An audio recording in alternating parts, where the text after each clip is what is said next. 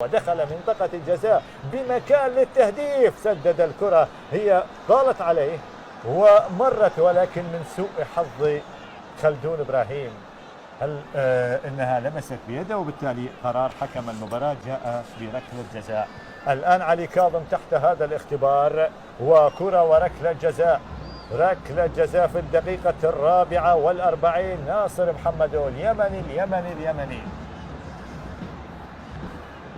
اليمني يتقدم وفي المرمى، جول لنفط ميسان. اليمني يذيق الكابتن رزاق فرحان طعم العسل اليمني. ناصر محمدو في المرمى يعلن عن تسجيل الهدف الأول لفريق نفط ميسان قبل دقيقة واحدة على نهاية الوقت الأصلي لشوط المباراة الأول. ويا له من توقيت قاس تماما على فريق نفط الوسط. هكذا إذن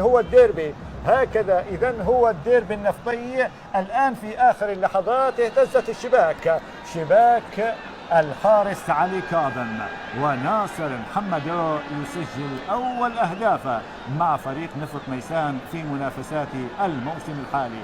لعب الكرة بشكل رائع، حارس المرمى حاول ولكنها مركونة بالشكل المطلوب، وبالتالي يعلن عن